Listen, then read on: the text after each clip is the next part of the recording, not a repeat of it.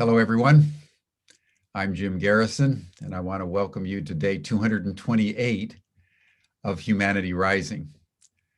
I want to start the program today with some very good news that has been incubating and percolating away over the last couple of weeks. You may recall that about a month or two ago, we had a session on gender and radiation convened by Mary Olson, who did one of the original studies indicating that women, and of course small children, particularly in utero, suffer the effects of radiation 2 to 1 over men.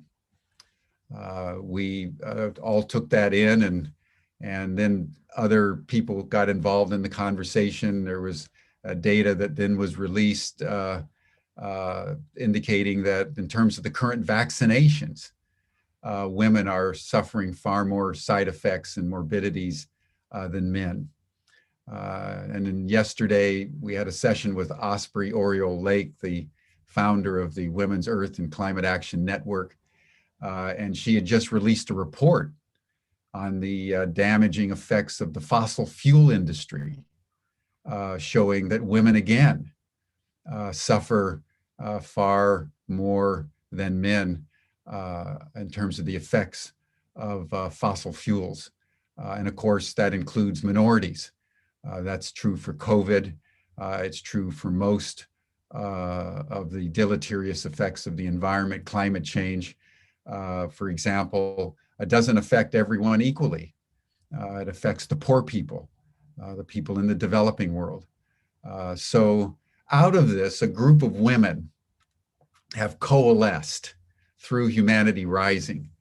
And we're now talking about a series of more sessions on women's health, culminating in what we're calling a global summit on existential threats and honoring the sanctity of women's health. So I just want to thank everybody for all your support and your enthusiasm for Humanity Rising. So many good things are coming out of Humanity Rising, like this Women's Health Summit. And as you know, we're having a global men's summit in late November to coincide with International Men's Day on the 19th of November.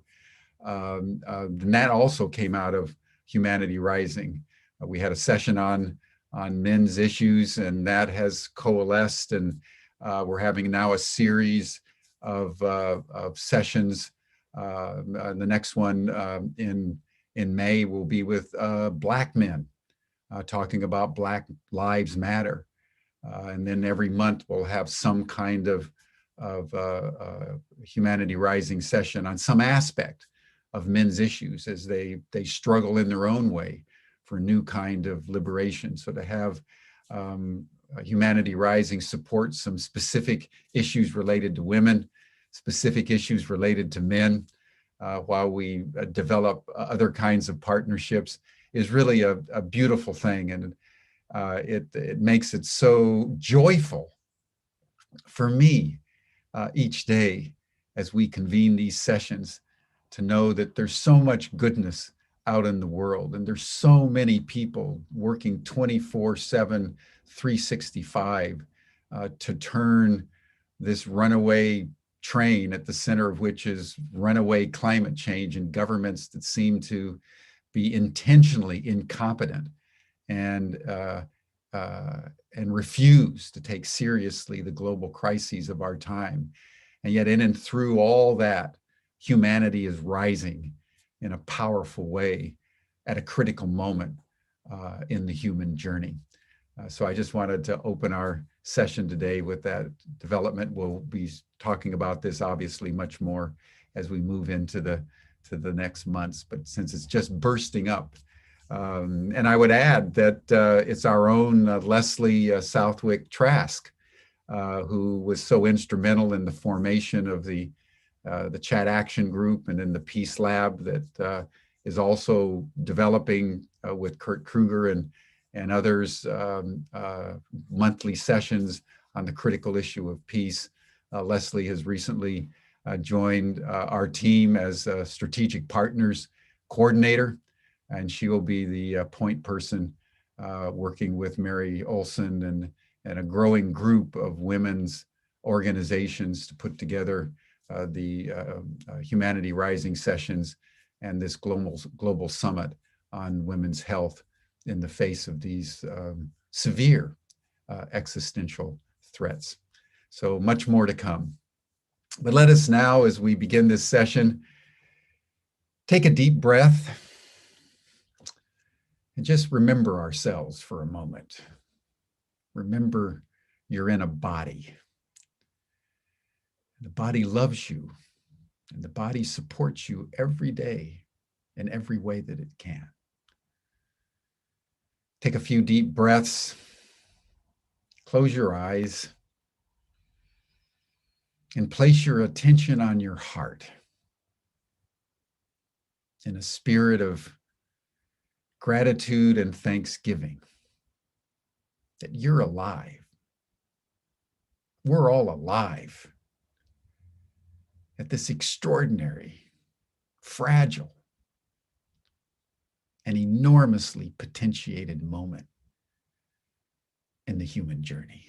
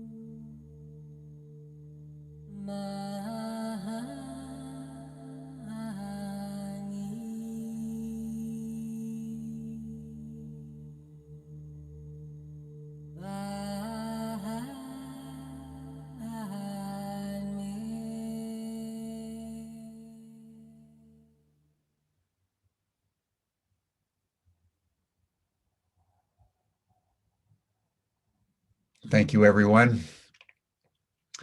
And now, with an open heart and a heart full of gratitude for each and every one of you joining our Humanity Rising session today, I want to commence our program by saying that one of the beauties of Humanity Rising is that we take on as many of the facets of our human endeavor as we possibly can, both East and West and past and future, in a multidisciplinary way, so that every session, every day is new and explores some kind of fractal of the human experience. If you just think of the past couple of days, we've talked about women on the front lines of climate change. We've talked about the issue of human capacities in the face of COVID-19. We've talked about anthropology. We've talked about the science of the universe. We talk about all kinds of things. And today we want to go to the deep past, and we're going to nestle ourselves in 61 AD, just about 1,000 years ago. And we're going to hear the story of one of the most extraordinary women in antiquity, Queen Boudica, who inspired the Celtic Anglo-Saxon tribes in the face of the Romans. Julius Caesar had conquered Gaul and then went up into Britannia about 50 BC. And about 100 years later, The Romans had deepened their occupation of Britain. But in 61, there was a revolt led by Queen Boudica. And here to tell us that story and the wider dimensions of this extraordinary person is Manda Scott, who has been on Humanity Rising before. She convenes the podcast on accidental gods, which I recommend to all of you. And she's written a book, a very extensive work on Queen Boudica, and knows this story very intimately, and has offered just to tell us today about this extraordinary person. So Manda, welcome to Humanity Rising, and I turn the program over to you. Thank you very much, Jim. Thank you. And it's an honor to be back on Humanity Rising. I'm so in awe of everything that you do and are doing. So welcome, everybody. I apologize for the neck thing. I had a difference of opinion with the horse, and the horse was bigger, and I am small and crunchy, as we discovered. So I might move a bit slowly, but I'm not required to move. This is fine. So I am going to share my screen and hope that the technology all works. That's kind of interesting. Okay, we'll try that. That's the wrong page, but there we go. Right, good. I'm hoping you can all see that, and that if somebody can't, Jim will clock in and tell me. Because, as Jim said, this goes really far back into the history of the land that I live on, my ancestral past, but it's also, I think, and the reason I really wanted to bring it to this space, very relevant to where we are now. I have a theory, which I hope will be clear by the end, that we are in the dying days of the Roman Empire, that Roman mores, Roman moral philosophy has extended from the time of Boudica and slightly before to now.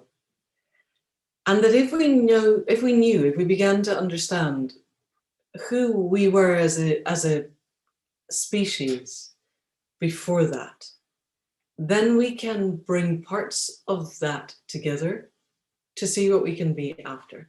Because 2,000 years in the history of humanity is not a huge length of time for an empire. The Egyptian empire was longer than that. It's possible that some of the Mesopotamian ones were also. We could get a bit lost in ancient prehistory, and there's a lot of argument. There's quite a lot of argument about Boudica. But I would like us to look at who we think she was. And also, I would really like to bed this in my discovery of this, because I didn't start off, I'm definitely not a historian or an archaeologist or an anthropologist or any of those. I was a veterinary surgeon, trained in good solid left brain stuff at the point when this began to take over my life in the way that it did. So I just want to bring us to this. Partly this is the ad that my lovely publishers created into big posters on the underground, the metro. There's an American word for that, and I can't remember what it is. I've got kind of gaps in my thinking since hitting the concrete. So if I lose a word, I'll find another one. And I thought it was actually at the time, this was 20 years ago, a really daring poster to put up throughout London. But it feels to me now that we can begin to parse that out and see whether it was true, and if so, is it useful? So these are the things I want to look at. I don't need to read you the slides. Who was she and how do we know? What happened? Why does it matter? What happened then, as in what happened back then? Why does it matter now? And a bit of how did the books arise, because I think that's really relevant to why it matters now. So we're starting off with who she wasn't. If you have ever been in London, this is one of the most famous statues in London. This is Boudica on her chariot with her daughters in semi-pornographic phase. It's We could spend the entirety of the next hour explaining why this is wholly incorrect, except for the couple of pigeons down the bottom, which always cheer me up. So starting with the horses are modern day horses, not the horses we had then, which were much smaller. Following with, they probably didn't drape themselves in Roman sheer linens like that. And nobody outside of Persia ever rode a chariot with knives on the wheels. Because you can do that in Persia. It's very likely that the immortals did have chariots with knives on the wheels, and certainly Xerxes had chariots with knives on the wheels because he was the emperor. But he had 10,000 immortals to iron the sand flat. Because if you're going into battle on one of these, and that knife coming out the side of the wheel hits anything, a rock, a log, a tree, a person, there's a very strong chance that your chariot is going to stop, or the wheel will fall off, or both. And then you're the person who just sliced the legs off their friends in the middle of the other guy's army. It's an insane concept, but it is the image that comes down to us. This is a Victorian statue, and they had a lot of reasons for producing this sense of an almost Roman woman who happened to be able to stand up against the legions, but all that we know came after. Anyway, I wanted to put it there because it's what we're going to dismantle. We're also going to dismantle this. This was the front cover of the American paperback of the first of the 4 Boudica books. And I would have thought that the worst thing that could possibly happen to Boudica was that statue until the publishers sent me this, which is even sadder because that was the hardback, which I think was one of the best covers I have ever had in 16 publications. In many, many, many translations, and I thought that was beautiful, but it sold about 3 copies because people thought it was a non-fiction book. And then more recently, we have Alex Kingston proving that leaving ER probably wasn't the best career move that she ever made. Least said, the better, really. And so when we got to the books, we didn't put any pictures on the front of people. And I would really like to come and look at how we arose with these covers later on. So, the first thing that I would like to look at, we need to look at who this person was, and I'm going to do that, but I just want to clear up the name thing, because the reason that we know of her at all is because a Roman author, Tacitus, wrote 2 or 3 paragraphs, which, given that he was covering the whole history of Roman imperialism, was actually quite a lot. And he got his information from his father-in-law, Agricola, who had been one of the Roman commanders during the invasion time, one of the junior commanders, the junior legate in the invasion, and then he went on to become the governor of Britannia, as it was, after the Boudicca revolt. So he knew his stuff. And he spelled it like this, which is, one has to assume a Latin, he spelled it as it sounded. I am losing words, I'm really sorry. However, we don't know particularly what that translates as in Latin, because we don't know what Latin actually translates as. We don't know how they said it. Robert Graves, the author of The White Goddess, wrote a very interesting autobiography later on. And he describes the fact that by the age of 12, he'd been to 4 prep schools and 2 separate senior schools. I don't remember why. And then he went to another one, and he said, and then I learned my 7th different pronunciation of Latin. We have no idea how the actual Romans pronounced actual Latin. So we don't know what Tacitus was trying to convey by this. And in any case, in the multiple iterations of Tacitus being copied in cells by monks or nuns or whatever, at some point, somebody took that U and didn't quite look at it right, or didn't quite copy it right, and the second C didn't quite copy it right, and we got to this, which the Victorians really picked up and ran with. It had that kind of Victorian flourishy bit to it. But actually, what we know, oh, sorry. Okay, slide missing, gaps in brain. The word we're looking for, the word that it arises from, is Boudega, which with forensic linguists who are incredibly clever people, and I don't entirely follow how they get there, but in the Proto-Gallic, that was the language of these lands before the Romans came and before the current Gallic evolutions, the word Boudeg meant victory. And so Boudega was she who brings victory. So from the moment when I discovered that, which was quite early in my exploration of these, it seemed to me that this was a title. You don't call your newborn infant girl she who brings victory, and she happens to grow up to destroy the 90th Legion and burn Colchester to the ground.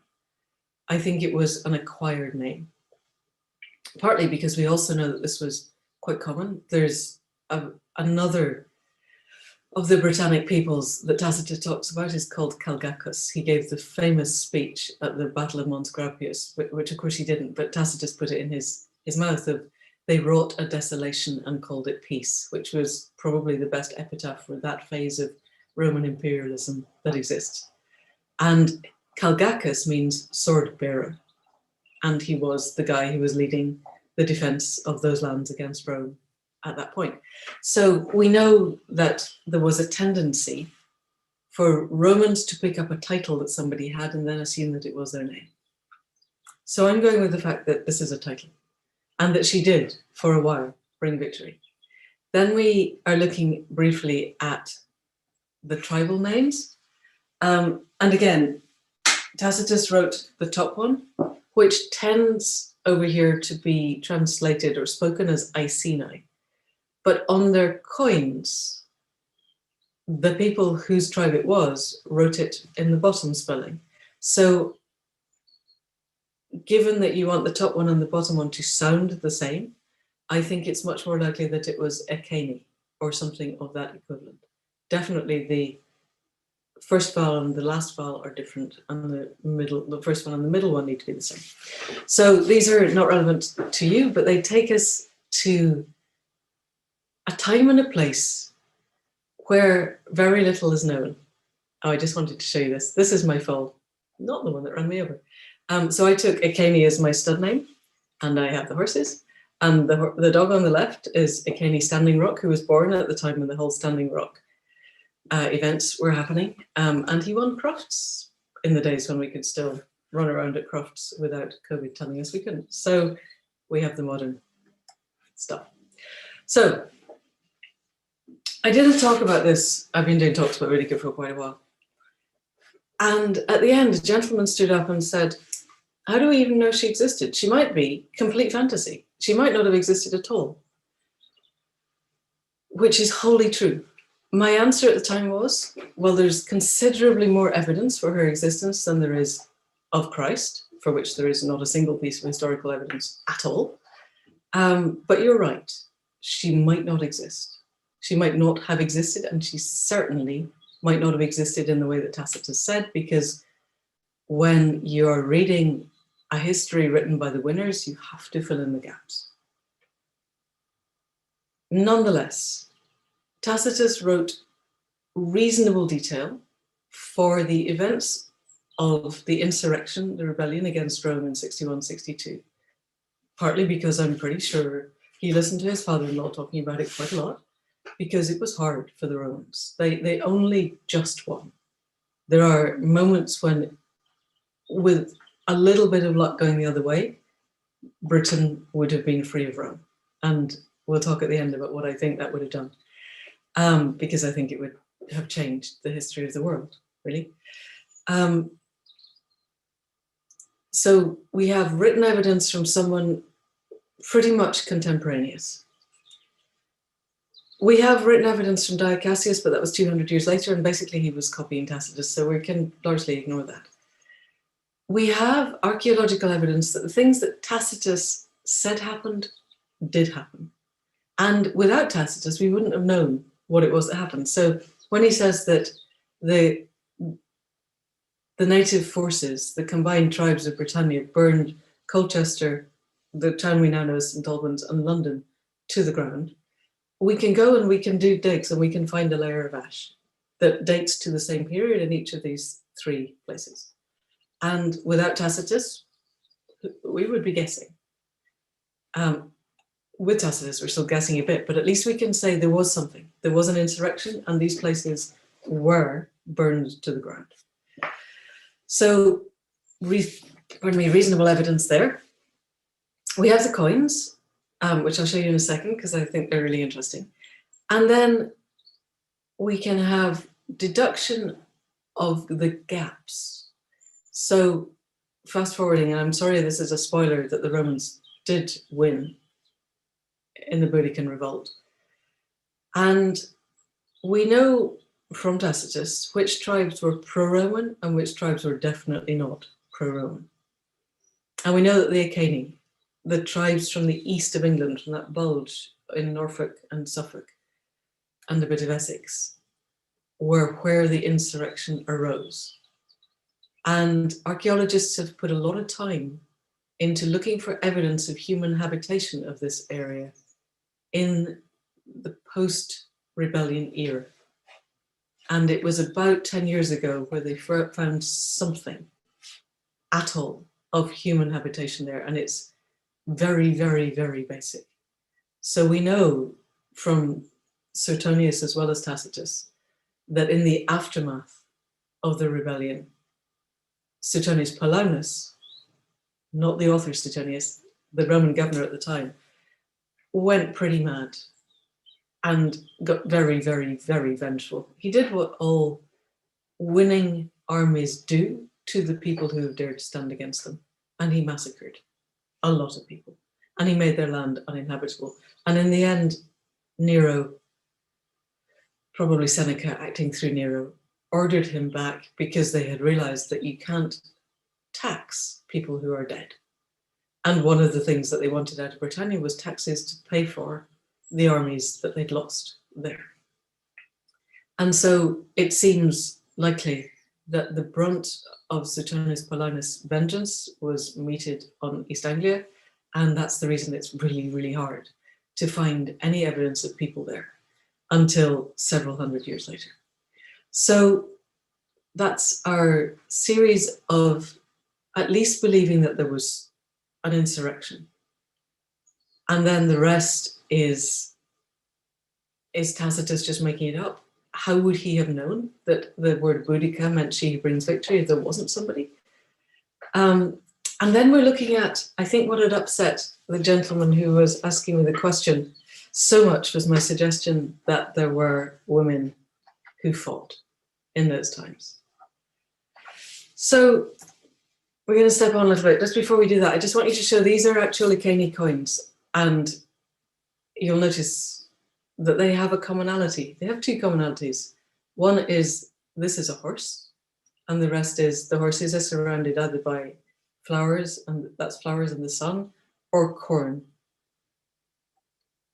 And this is the Mildenhall hoard, which I'm going to talk about in a minute. So I want to talk a moment about how the writing of this, the first of 4 books, arose, because I was a veterinary surgeon.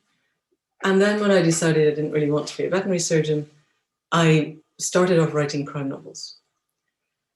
But my spiritual path at that point was what we call contemporary shamanic. In that I was doing whatever I could to connect to the gods of this land in spite of 2,000 years of Rome-induced Christianity. And it was my belief that the gods were still present, the old gods, the original gods, what I would consider the true gods, and that they are open to us contacting them, but I didn't know how. And I had explored what was then a nascent druidic movement and not found the how arising out of it. I think that may be different now, but I took a different path. I spent a couple of years working with some druids in Scotland when I was a student, and just, it wasn't helping me to connect to the gods of the land.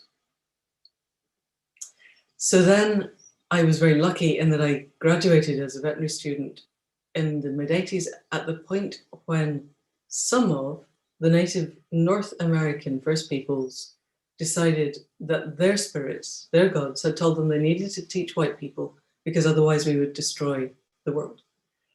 And there was a short period of time between them deciding that and teaching, and then realizing that what people were doing was then charging $1,000 to turn you into a shaman over a weekend, and deciding that probably wasn't what they had in mind. And in that relatively short space of time, of about 5 years, quite a lot of people came to Britain.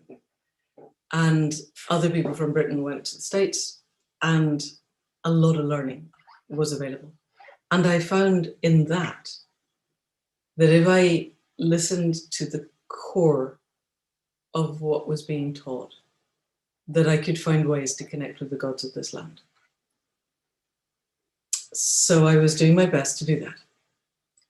And that took me from being full-time as a veterinary surgeon to beginning to write novels. But I was writing crime novels. I was not at all clear why that was going to help anything. And every time I would ask, why am I doing this? Apart from being told why is not your problem, just do it, which is perennial. I was also told that I was serving an apprenticeship and it was necessary, which seemed possible, but I wasn't told where it was going. Until the spring of 2000, when I had a lurcher at the time. I had 2 lurchers. So I should have had a picture of the lurcher and I forgot, I'm sorry. A lurcher is a kind of dog. I discovered that this is not universally known. When I had a thing on the back, my bio on the back said Manda Scott lives with 2 lurchers and too many cats, because I thought that was quite amusing. And then my American editors really didn't want to put it on the cover, and I didn't understand why. And it became clear over the course of several emails that they thought a lurcher was a kind of homeless man, which is a kind of index of how much they had no idea who I was. But anyway, I sent them pictures of the lurchers and then it was okay. So lurchers are a very old kind of a dog in Britain, in that they are a first cross. A proper lurcher is a first cross between a herding dog and a hunting dog. Because in the feudal times in Britain, it was illegal for anybody under the rank of baron to own a hunting dog. Fundamentally, it didn't matter if your family starved, but it did matter that the baron had his forests to hunt in.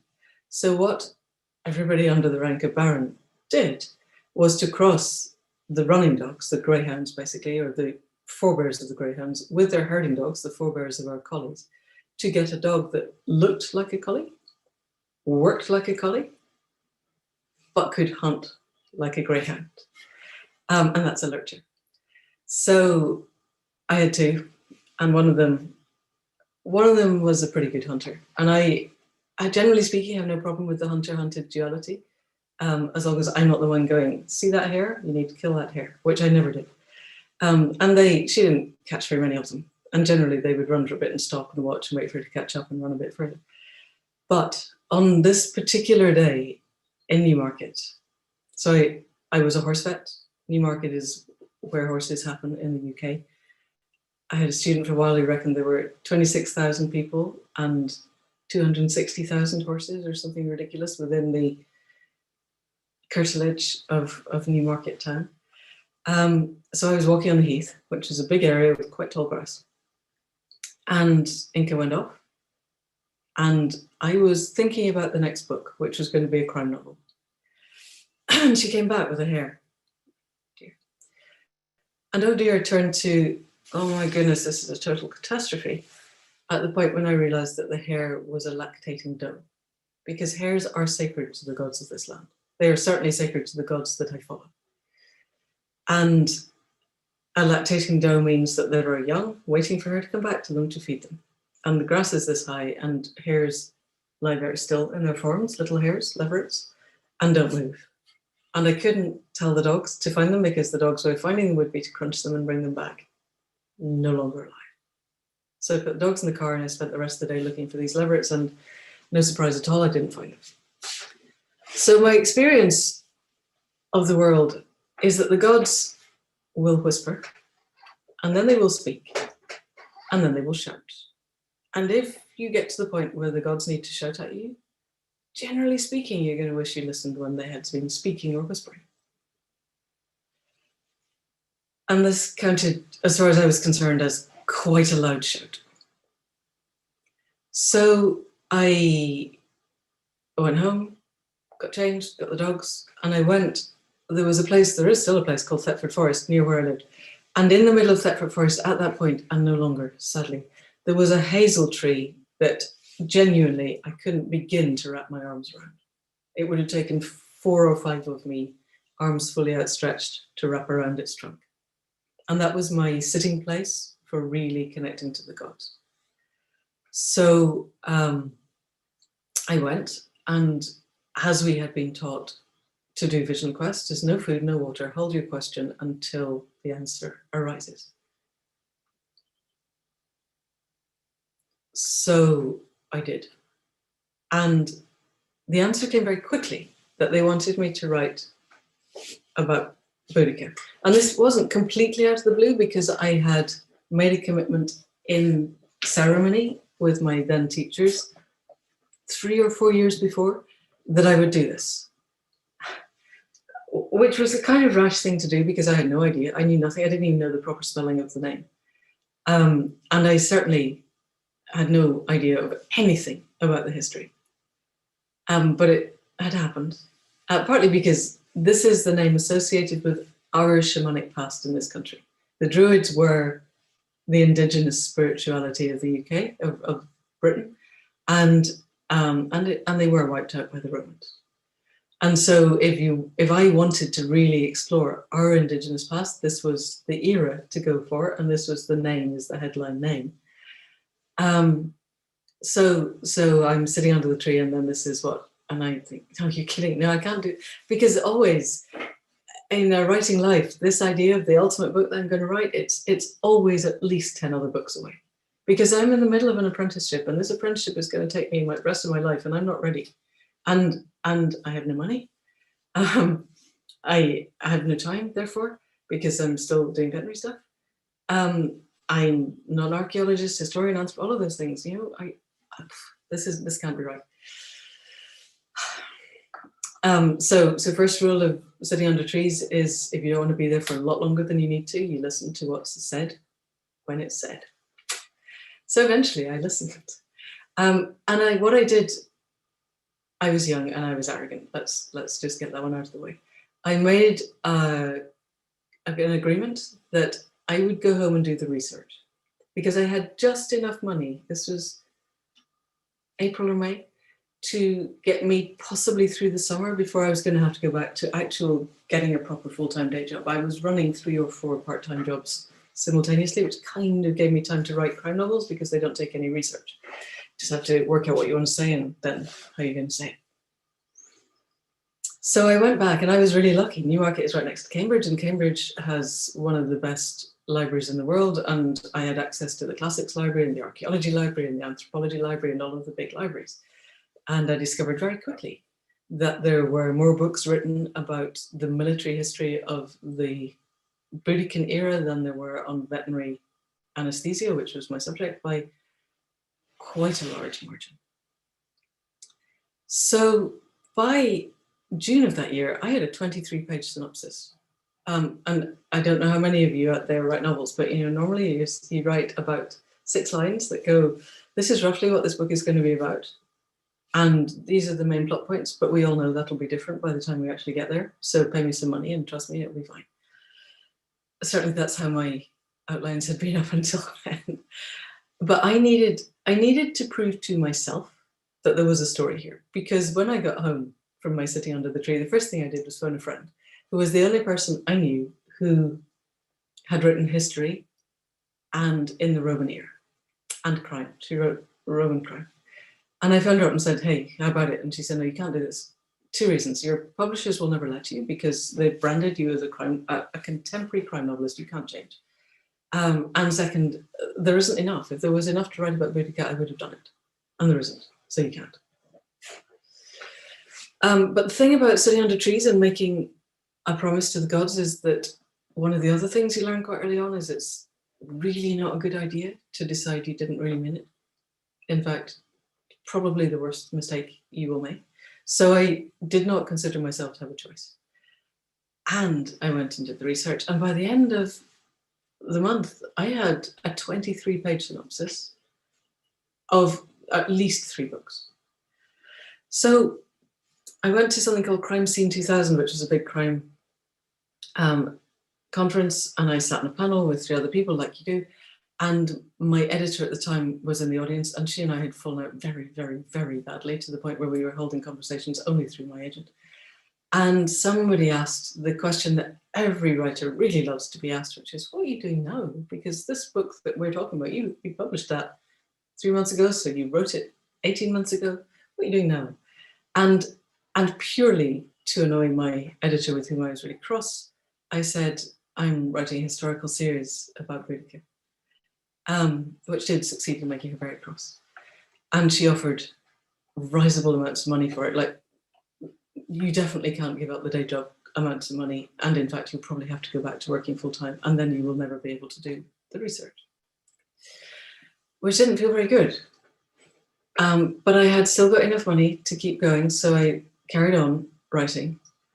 And in August of that year, I was going to run out of money at the end of August. I went to another crime conference in Manchester this time, dead on Deansgate, and on another panel. And I stepped down off the panel, and a woman walks up to me and goes, I was in the audience when you spoke at Crime Scene 2000, and I wondered how you're getting on with Boudica. And I said, well, I've got the first 3 chapters, 23-page synopsis. Nobody seems to want it. And she went, well, I just moved to a new publishing house, and I've got a remit to pick up a really big series. How would you like to come and talk to me when we both get home? And she became my editor, and we moved to the new publishing house. And Boudica went to auction. They bought world rights, it went to auction, and a bidding war in the States meant that I could give up the day job. So I am telling you this because it is my experience, and I think this matters now, that if you endeavor to listen to the gods that speak to you, and wherever you are in the world, there will be some, either of the place where you are, or of your lineage, or both. And you ask, what do you want me to do? And you're able to move to a state where you can hear a clear answer and act on it. The help will be there. And so I had enough money to write this. And the second bit of the help, and part of the reason I've still got the front cover on the screen, is it was a very interesting writing process. I had to do more research than I had ever done for anything ever, a lot of which was a lot of fun. I discovered a lot of things about history and historians, which is that at that point, very few of them were actually putting themselves in the position of the people doing the things they were suggesting. And I'm going to talk about that in a little bit. And we got to the point of being ready for publication, and front covers are a bit of a sore point between novelists and publishers, because most novelists hate the front cover that they get, and most publishers feel very defensive about it. And we had put huge amounts of bandwidth, emotional energy, time, effort, blood, sweat, and tears into these books. And Selena, my editor, said, what do you think about the cover? And I said, well, I have this image of something that has the same feel to the new Tolkien covers, because they're just, HarperCollins had just done a new publication of Tolkien, and they put really interesting covers on. But obviously I want something that's more evocative of the time on it. Look, here I've got some ideas of images, and the images were just outlines. Because marketing already said you can't put an eagle in front of this book, it's a woman's book and women don't like eagles. This is the nature of publishing. And I'd gone, and Selena has said, we fight the battles that we can win. This is not one of them, trust me. Okay. And so she took this idea, and she came back 2 days later and she said, I think the gods are still with us, because the guy who designed the covers, the new covers that you really liked for the Tolkien books, has just moved to our publisher. And I spun him this, and his eyes lit up, and look what he's produced. And I was really happy with these covers. They were pretty close to the dreaming that I had been doing. So that's how they arose. I want to go back then and look a little bit at who this person was, insofar as we might know. So the history of the time is that there were tribes in Britain in what is defined by archaeologists as the late pre-Roman Iron Age, which tells you all you need to know about where the focus of these largely men was. What we're talking about is the pinnacle of 3, 4, 5, maybe longer millennia of spiritual and artistic and communitarian evolution. And they defined it by the name of the people who destroyed it. But it was an extraordinary time. Caesar said he came to Britain for 7 things. They came for the metals: gold, Welsh gold, Cornish tin, Cornish silver, lead, horses and hounds. And you'll remember on the coins, the Boudican coins, that they were mostly horses. They were also renowned for their warhounds, and slaves. And Caesar largely failed. I came, I saw, I conquered, Veni Vici, whatever you pronounce it, was completely false. He came both times, he came twice, he came both times at the time of the equinoctial gales, which, you know, you make a mistake once and it's unfortunate. You do the same thing time after time expecting a different result, is the definition of madness. So he clearly didn't understand about equinoctial gales, which means no one was telling him. Over here, spring and autumn equinox, big tides, big gales, not a good time to decide to make a sea crossing. He turned up, he landed, he made a couple of treaties with tribes that were already pretty much pro-Roman, and he went away again. 100 years later, we have a situation that is very common in imperialized, invaded, occupied nations, where a bigger imperial force across a body of water, across a dividing line of some sort, is making trade-based overtures to the people it can reach. So there were tribes along the south coast of Britain that thought Rome was a good thing because they took the gold, the silver, the tin, the slaves, the horses, the corn, and gave them stuff that they wanted, olives and wine and things, and gave them prestige, and took them to Rome and raised them and sent them back home, and generally made them feel big. And then the rest of Britain was either neutral or hated Rome passionately. But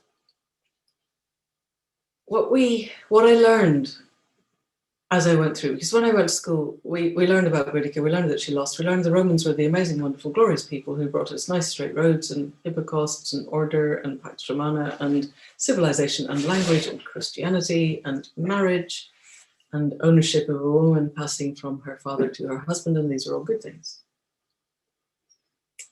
And what I discovered as I did more and more research, and I was really lucky to be doing it at the time I was doing it, because archaeology was moving to being more experimental rather than just old white men sitting, reading stuff and having ideas. And exactly at the point I was writing it, I went down to the British Museum and I spoke to the gentleman in charge of the Boudiccan era exhibit, chief amongst which are these pieces of gold which were found buried in Norfolk, which is Eceni territory. And the burial dates to around the time of the Boudiccan revolt. So somebody had a bunch of stuff that they stuck in the ground, expecting to go back for it, and they never did. And he said that he had just been visited by a Chinese archaeologist, historian, metallurgist, specialist, who had looked around these. And until that moment, it had been thought that China had the most accomplished metalworkers of that era. Whatever dynasty was in China around the first millennium, BC and AD, was going to be amazing. And this Chinese bloke looked at all of these and he said, we had nothing that could match this for the next 1,200 years. And at the time of writing, I had dabbled in silversmithing. I had my own hallmark. I was playing with these things, and it was becoming apparent to me that the things that I've been taught about the tribes being a bunch of people who spent all their lives fighting each other, and they needed the nice kind of benevolent Romans to come and teach them how to be peaceful, was not true. Because making metalwork of this quality takes huge amounts of time and organization. You have to have your goldsmithing studio set up where you know where your implements are. It's not something that you're moving around, you're not nomadic, and you're not having to rush out and defend it against marauding warriors all of the time. And what really convinced me of this was the fact that one of the 7 things Caesar had come for was corn, by which we mean grain corn, not maize corn, mostly oats at that time. And I went down to the Iron Age farm at Butser, which is a recreation site, and talked to the people there. And they said that at the point of the Boudicca revolt, at the point of the Roman invasion, the southeast of Britain was the most productive it had ever been in terms of growing grain until after the end of the Second World War, which is the point when we started the process of turning liquid petroleum, carbon, into food. That is now destroying our planet. But until then, in the pre-Roman era, when growing was a communal thing, before the tribes had been broken up, when we all lived in roundhouses, when the whole concept of relationship was different, we were highly, highly, highly productive. We were growing more grain here per area than Egypt. And Egypt was the breadbasket of Rome. Egypt was huge. The south of England is quite small. But in the south of England, we were growing really spectacular amounts of grain, enough for Caesar to come for it. And what Butser said was, and you have no idea how labor intensive that is. Fundamentally, anyone who can walk over the age of about 5 is out in the fields, either weeding or harvesting, or somehow managing grain for the entirety of the growing season. And the conclusion that we came to talking this over is that means that your able-bodied adults are not standing around the perimeter defending it against their neighbors, nor are they going off on raiding parties against their likewise defended neighbors, because that doesn't work. You can't harvest the grain if you're simultaneously grabbing for your sword and your spear. And what seemed likely then, we then have to do some extrapolating, because we really don't know very much about how the pre-Roman Britons lived. We know what various writers tell us, but we have to look at that through the lens of these are people writing for a very different culture at home. It's about as accurate as somebody in Britain writing about the Lakota having visited once for a couple of months and come back. It's not accurate as a way of understanding how they live. But what we do have is a number of Irish sagas that were written down 400 or 500 years later, but they describe a way of being that seems to have a very much older lineage. So they describe a culture where women and men have equal value. It's largely matrilineal. Nobody really cares who fathered a child because it doesn't matter, because ownership of land is collective. And this whole patriarchal ownership of a woman passes from her father to her husband is there in order that the bloke can be relatively certain that the son to whom he passes the land that he owns is actually his son.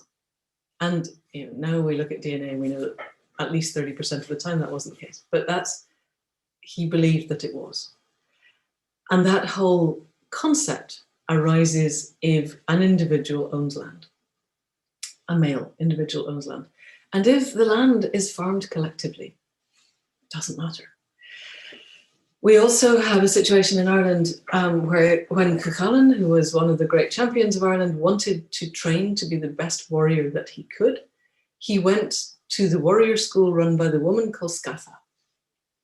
And it doesn't say in the Mabinogion or any of the Irish sagas, and this is really, really strange because there were no other schools run by women. This is a really odd thing. It doesn't say that. It just says he went to the best teachers and they were the women. And so what we're beginning to build is a picture of a highly artistic culture, with also highly productive, also not with everybody busy bludgeoning everybody else, any more than any other tribal culture is. There are tribes where people are busy trying to kill each other, but they're very few and far between. And those tend to be events that are brought about by pressure from the outside, from an alien brackets imperial force that has different values.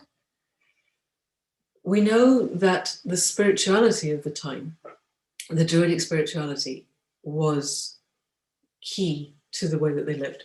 We know this for a number of reasons. We know that the island of Mona, which is Anglesey now, we call it Anglesey, there was a Druidic school, college, to which people came from all over the known world, as in known by Rome. So that means stretching as far as Alexander had gone to India in the east and stretching up into the northlands of Scandinavia. And we know that at the Druidic school they spoke and wrote Latin and Greek and their native languages, and that people would go for between 12 and 20 years, and then they would go back to their own communities and take with them what they learned about the keeping of law, and that means law as in natural law, as well as human law, the two being utterly interchangeable.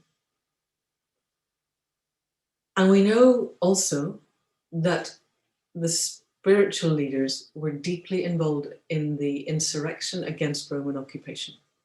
And we know this because for most of the Roman Empire, Rome would go into a place and they would wipe out the people who stood against them, and then they would let everything settle because they wanted to tax these people. And they would incorporate the local pantheon of gods into their own pantheon. There was no jealousy amongst the gods of the Roman era, except the obvious one.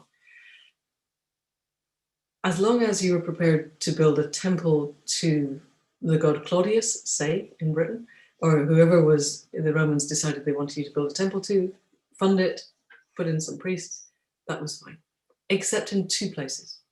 And those two places were Britannia and Judea.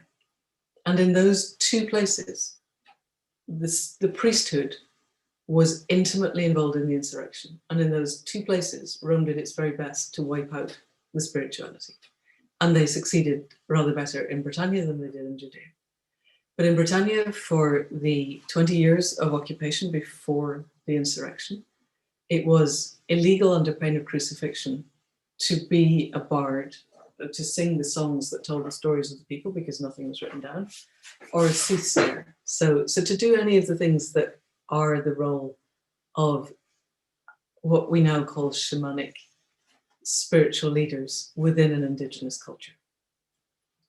It was also illegal to own a weapon, again under pain of crucifixion. It was a brutal, brutal occupation. And yet the insurrection arose. And I strongly suspect that it was led by the Druids, by the spiritual people of the time. I don't use the word Druids in the book because for us in Britain, Druids have evocations of people wearing slightly weird kind of Ku Klux Klan bedsheet style stuff at Stonehenge at Midsummer. And so I call them dreamers because for me, that's what they do. I wanted a word that was much more evocative of the action. And I believe that they will have been intimately involved in the insurrection, partly because it arose, finally, at a time when the governor of Britain, who was by then the fourth governor in line, had taken the legions of the East, the 20th and the 14th, to Mona, to Anglesey, so all the way across Britain, from East Anglia all the way to the Welsh far western border, and then across the sea to this island just off the Welsh border, in an effort to suppress the Druids. And while he had those two legions over there, the armies of the East arose. And they rose spectacularly fast. And that's not possible if you haven't been training for it. So we know already that some of the stuff that Tacitus says about it just happened. So Tacitus' narrative is that Boudica was the wife of the tribal leader, When he died, he tried to do something fancy, which involved leaving half of his estate to Nero and half to his wife and daughters. And Nero went, no, thank you, I'm having it all, and sent in the heavies to get it. In the process of getting it, they scourged Boudica and raped her daughters, and that rage at this was enough to make her rise up, raise the armies of the East, and start the insurrection. All of which is wrong. All of which has to be wrong. Starting with, you can't raise an insurrection overnight. You have to have made the weapons. You have to have trained people in using them. And you've had 20 years where a warrior culture, a lot of those warriors have died, either in the original invasion battles or because they wouldn't put down their weapons since, because we know, or we believe we know, that for the tribes then, a sword held a spirit. It was a living thing. In the shamanic universe, everything is alive. And a sword would be passed down the generations and would be a living part of the family. And the Romans broke them. And I imagine there was quite a lot of resistance to that. So a lot of people will have been crucified along the way. So you have to train your younger generations in how to use whatever weapons you've been able to make. We also know that they were able to lure the 9th Legion down from York, which was quite exciting and quite clever. Because when a legion marched, the Romans did this thing where they would build a marching camp. And the next morning, the first group of people would march out and everybody else would be dismantling the camp. And you'd march out in order. And by the time the last guys leave, there's no more camp. And the early guys are already building the camp at the next stopping point, which is 20 miles away. So we know that a legion was stretched out over 20 miles, which is quite a lot of space for 5,000 men marching 8 abreast. Big gaps in between. And we know that they were incredibly vulnerable when they were marching.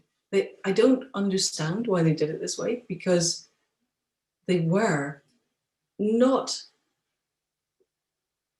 a lot, but also enough to make you think, look at this, assaulted while on the march. Once they got into the marching camp, you were not going to get to them. But if you went up and took out the last 8 blokes quietly enough, it's quite a big gap between them and the next 8. And you just keep going forward. As long as you can go a bit faster than the speed of a marching Roman who's carrying a very big pack, you can just wipe out an entire legion from the back working forwards. And I think that's what they did to the 9th. I think they lured them down from York, which is quite a long way. So they're doing this 20-mile march, and they get to very near Colchester, and there's a forest, which might be Thetford Forest.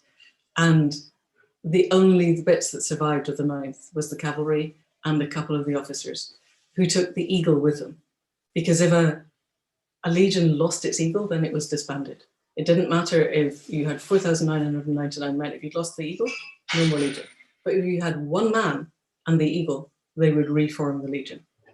So it was a matter of extreme pride to get the eagle out safely. So a detachment of the cavalry and 2 officers with the eagle got out and got away. And the 9th then survived. So we know that the Boudican insurrection was highly effective when given the chance. They pretty much wiped out the 9th. They destroyed Colchester because the legions were no longer there. It was being defended by a bunch of veterans who were probably quite hard men, but I assume they were massively outnumbered. They went on to destroy London, which was the the 3rd city, but was becoming a growing trading port, and St. Albans, Verulamium, which was the 2nd city. So the 3 main London bases in the south and the east, we know, were rendered to a foot deep of ash. And then they went off looking for Suetonius. And meanwhile, the 2nd Legion down in the southwest. What Tacitus says is that the commander refused to come out, and that afterwards, when Suetonius had won, he fell on his sword. What I think is much, much more likely is that he was besieged and couldn't get out. Because Roman commanders are not known for defying orders. You don't get to be legate of a legion if your commanding officer says, I need your legion, and you go out, say, no, we're fine where we are, thanks mate, I'll just stay here. That never happened in the history of Rome that I'm aware of. So I think he couldn't get out. But anyway, he fell on his sword after, or was pushed onto it. So that means that the Roman general has 2 legions, which are pretty knackered legions by the time he's coming back from what sounds like a really hard fight on Mona, where he did not succeed in destroying the Druids because Agricola, Tacitus' father-in-law, went back and tried to do the same thing 20 years later. So one can infer from that that his first line did not succeed. So he's coming back with probably a couple of thousand men. And we are told that by then the Boudiccan forces numbered in excess of 100,000. So you'd kind of think that that's pretty good odds for us winning. But this is the value of having a standing army versus people who haven't fought for 20 years and who obviously understand guerrilla tactics and appear not to understand what it is to face a standing army. Because what Paulinus was able to do, and we still don't know where it is, if somebody ever finds the battle site, it's going to be a really, really interesting excavation, but no one's found it yet, not for want of looking. He found a place where there was a relatively flat-bottomed valley with hills on either side that was narrow enough between those hills that he could station his men right across. And the thing about a Roman legionary line is that it was a highly disciplined affair. And this is the 2nd and 14th, the 12th and 14th, sorry, the 14th and the 20th. They had been in Britain a long time. These were very hardened soldiers. And they've got, I'm sure you know, the Roman square-edged shield. So you've got a line of shields, and they've got a sword that's effectively a chisel with a point. It's quite short, it's very brittle, and they've got nails in their sandals. And what we have are big swords because we're not used to fighting big battles with people. We're used to single combat, where one person with a shield and a big sword can make big swings. There's a theory that we were fighting from horseback, but I think that's extremely unlikely because I think the ponies were the size of Exmoor, Dartmoor ponies at that point. And whereas you could ride them to battle, you then got off, left them with somebody safe because they're very, very precious, probably left them with the kids. You walked forward into battle, you did whatever you needed to do, you went back, provided you lived, got on your horse and rode home. This wasn't, I believe, a cavalry unit. We were not running cavalry units, but we were very, very, very good with horses. But they weren't big horses. None of the Roman horses were big horses. You don't need big horses, so you start having people with a lot of armor sitting on them. And the Romans didn't. Romans were crap riders. The people who were the very good riders were the tribes. So there was cavalry at that point. The Romans had cavalry, Gaulish cavalry, Germanic cavalry, Bulgarian, but they were light riders. So he put his men in a line. They have their shields and their chisels, gladius. And then it's really hard if you can't break that line, because they can cycle people through. They can have the people behind with their fairly long spears, pylon, making it effectively a line like a hedgehog. And in my deep and distant youth, I used to do battle reenactment. So I've stood in a shield wall. I haven't ever stood in a square-edged shield wall. It's always been a round shield. But even a round shield, if you can overlap right, and you trust the people on either side, because what happens is I'm coming at you like that, and you're standing facing me with a shield. And there's not a lot you can do because I'm a Roman, I've got armor, I've got shield. Sorry, I'm not a Roman, I'm a Briton, but I've probably got something and I'm coming at you like this. But where I am really vulnerable is under here. So you there with your shield and your gladius, you are trusting the guy on your left to do that in there, while you are doing the same to the guy there who's assaulting the person on your right. And that takes extraordinary amounts of training, because when somebody runs at you screaming with a sword or an axe or whatever, the instinct to curl up and go, no, go away, is quite high, or to go, oh my God, and try and hit the person in front, which means you lower your shield and you make yourself very vulnerable. But if you've trained enough and you have that sense of esprit de corps that happens in armies, and I'm not a great fan of armies, but I am quite impressed sometimes by what they can do with humanity, you will stand in a line. And then you walk forward, and anyone lying on the ground, you've got nails in your sandals that are designed to finish them off. And so if Tacitus is remotely right, slightly shy of 3,000 or 4,000 men wiped out 100,000 in an afternoon. And that was the end of the Boudiccan revolt. And Tacitus says that Boudica killed herself rather than face Roman fury, and Diacassius goes one step further and says she took poison because that's what a good Roman matron would do. And I just don't think either of those is remotely likely. If she had survived, she would have been leading more of an insurrection, because it can't have been all of the warriors present that day. There will have been some elsewhere. If nothing else, so there were the ones keeping the Second Legion in line down in Devon. So I think she died on the field or shortly after. And of course, there's a huge mythology based around finding Boudica's grave, because it's going to be full of things like this. I don't think it is, because you don't take these into battle. But that's the kind of Victorian theory. What I would like to talk about for the last couple of minutes, or maybe not, you want me to stop really, don't you? Okay, I was going to look very briefly at what would have happened if she'd won. Because if she'd won, that's Rome out of Britain. The second would have fallen. That's 4 of Rome's legions gone. They had 11 legions at the time. That's a lot of their army. I think Nero would have had to, Claudius would have fallen, probably been taken over by Seneca. No, I'm wrong. It was Nero. Nero would not have been able to survive as an emperor. I think Seneca was still in the ascendant at that point. I think he would have become not an emperor that I would like, but a highly efficient emperor, much more like Vespasian. I think that the expansion of the Roman Empire would have ceased. Even if it hadn't ceased deliberately, we know that there was a Druidic-led insurrection in Gaul 3 years later.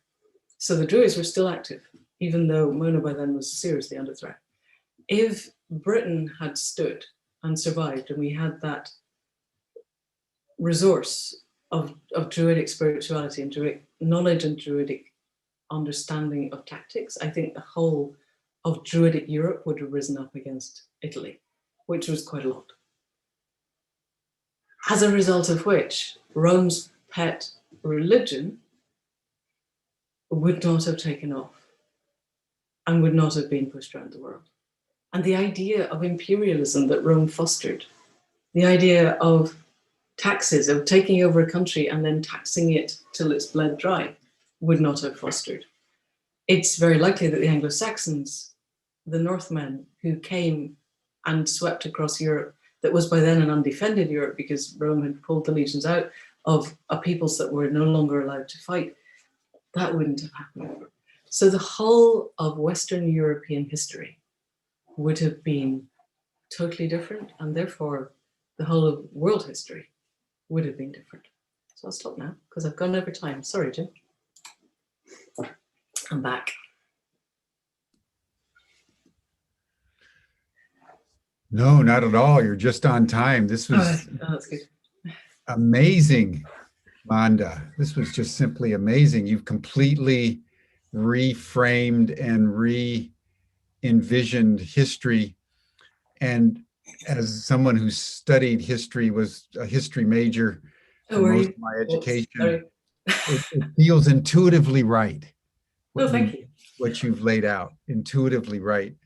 I mean, your first point, you know, that we're only now coming to the end of the Roman Empire, I think is spot on.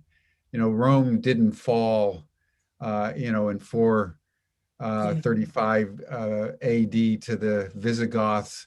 It did in a way, but everything that Rome stood for continues to the present day. Totally, yes. And, you know, that great line out of Tacitus that the Romans create a wasteland and call it peace. And call it peace, yes. Yes. Yeah. Pelgaca's line at Manda Scott, yes. You know, but then, if we look back at what we were, and think that is our heritage. We could still, we don't have to let Rome have left that in a wreckage. We could still, I think, build a new narrative around who we could be. Then what I did after the first book came out, I went around the country going, this is who we are, this is who we could be, we can do this. Because what I'd been told sitting under the tree was this will change the world, writing this. And what it did was it changed my world, because I started teaching it and then everything arose from it. It didn't change the world the way I thought, but I still think there's a lot we can learn from that without falling into the trap of thinking that we're recreating the ancient past. Yes, yes, yes.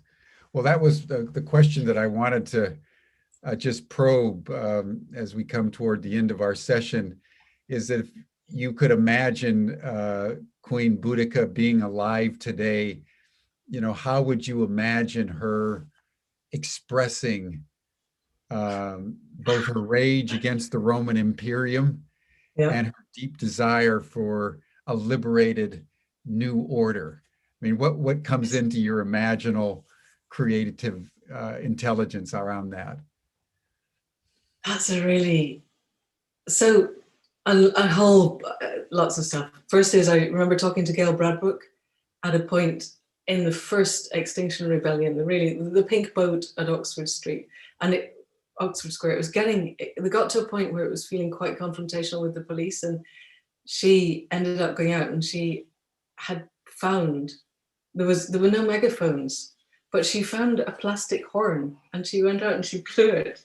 And it just that image of Gail blowing what I am imagining as a Celtic war horn, and going, okay, everybody just needs to sit down because this is not how we do this. We're not going to be violent. And I thought, I wondered then, is that how we bring this energy into the world now? Because the Romans have taught us that serial violence on violence on violence doesn't work. If she had won then, I would not gainsay the violence, but I don't think it works for who we are now. But I think that essence of caring about the land that you live on, of caring about the culture, the roots from which you arise, of really caring about community, and of not letting the people who know the price of everything and the value of nothing, just not letting them. Okay, enough. We will hold a line. We will not let you walk over us. Is huge. So I think I was talking before we started, I just finished reading The Ministry for the Future by Kim Stanley Robinson. He has a really interesting character, a woman who leads this ministry called Mary. She's Irish. She feels very much like Mary Robinson to me, but hey. And I was reading that thinking, she is it. She's out there using every lever of this. The ministry was designed as a fig leaf. It was one of these things, okay, we'll make this happen because then we'll say we're doing stuff, but actually nothing will change. And she makes things change. So, we can do this. So yeah, that I think is my best answer. The person that comes to mind, at least in my mind, is Greta Thunberg. Yeah, actually, that was my second thought after Gail. Fierce, uncompromising, yes, clarity, yes, that will not be denied. And whether she's standing up in front of the United Nations or she's interacting with an NGO, she is who she is. And she carries that kind of that warrior energy of sort of Athena and Boudica. That at least in my imaginal realms, total integrity and attracting her. Yeah, completely. Yes. And then I guess in conclusion, from everything that you've studied, Manda, which is deep. I mean, you may be gone the deepest in the Boudica of almost anybody, and I think you've done it in the true spirit of history. Which is not just about limiting one's interpretation to a shard of stone or an ancient coin, but entering in with the fullness of humanity and recreating what probably was out of a sense of deep empathy and belonging. And as you stand, in our world today with, the pandemic and with climate change and with the Roman Imperium unchecked for the last 2,000 years, Yes. now worldwide, Yes. creating a wasteland and calling it peace. Yes. What would you tell us listening to you in the Humanity Rising community and everybody listening to this broadcast? How would you counsel us? What disposition of being can we take from Queen Boudica that can empower us today?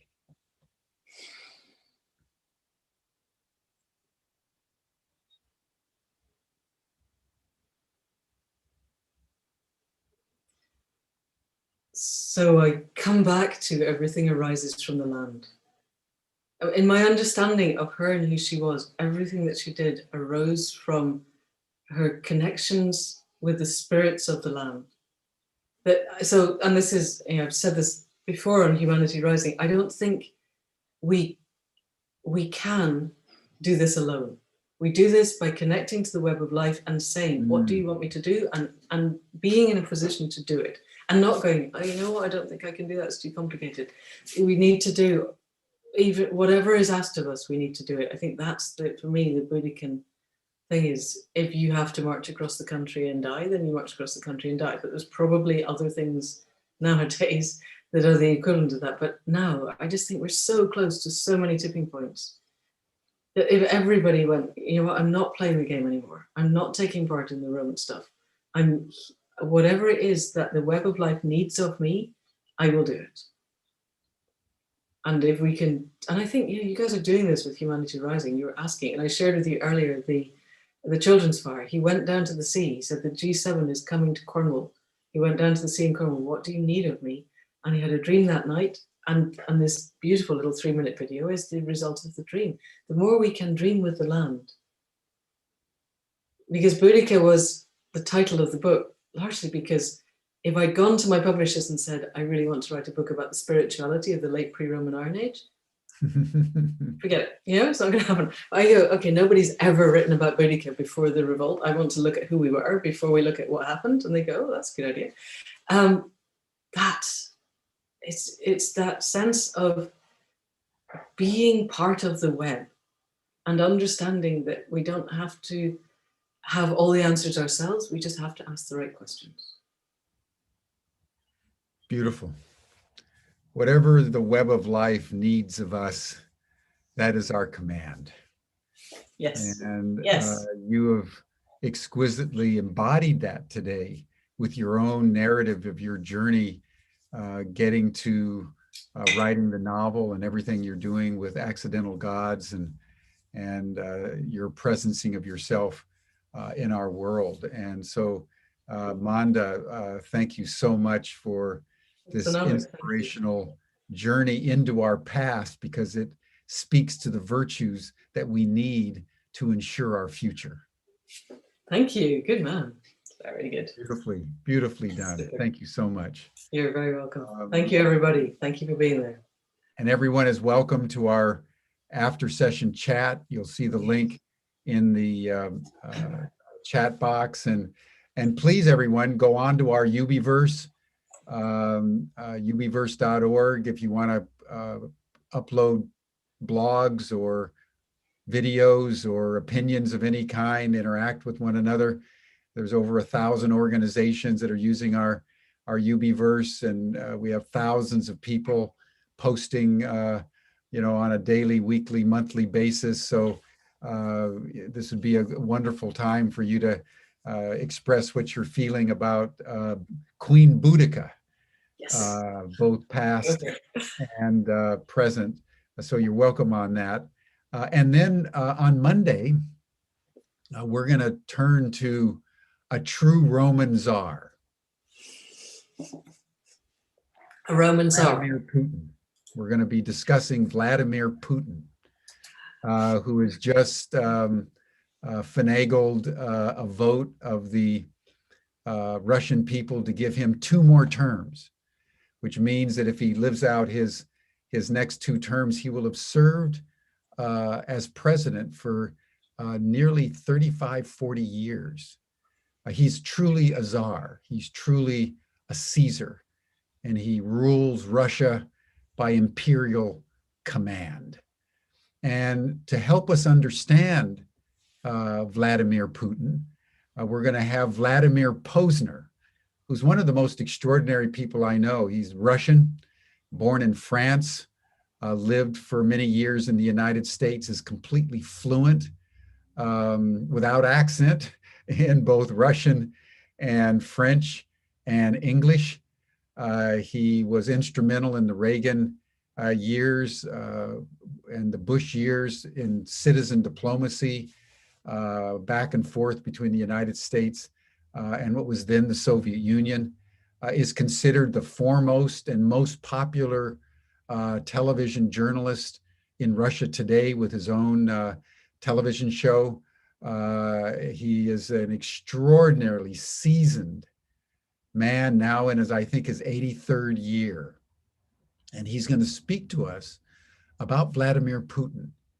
And whatever you think you know about Putin and his relationship with Trump, or what he's doing now with Alexander Navalny, Vladimir Posner will challenge those assumptions and give us very deep insight into the character of Putin and the character of Russia and Russia's relationship with the West and with the United States.